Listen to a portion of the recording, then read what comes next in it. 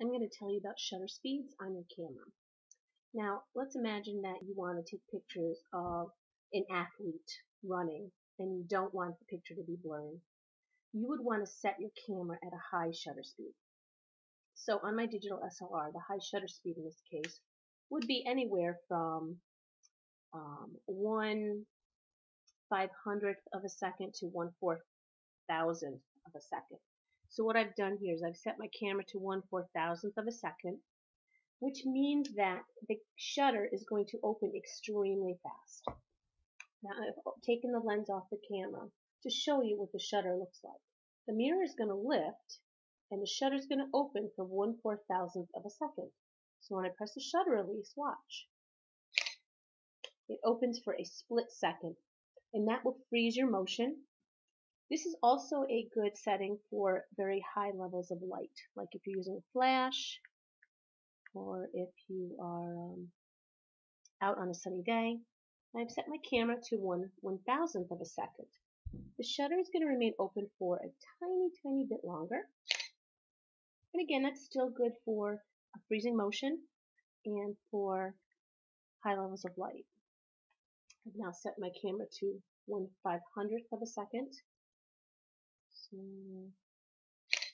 show you that one. Again, shutter speeds open a little bit longer, but you'll still be able to freeze motion and it'll work well in high levels of light.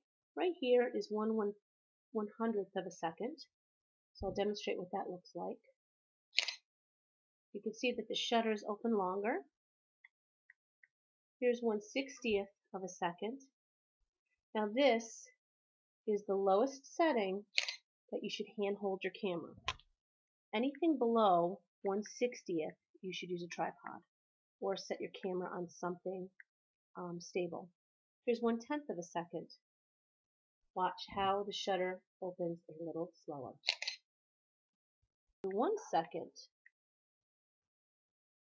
the shutter will be open for 1 second. Again, use a tripod or set your camera on something stable. This will really blur your image. It will soften. If you're taking a picture of a waterfall, it will soften the water, and anything that's not moving will be crisp and clear. I'll set my camera to 5 seconds. Now this would be used in very low levels of light. Mississippi 2, Mississippi 3, Mississippi 4, Mississippi 5, Mississippi.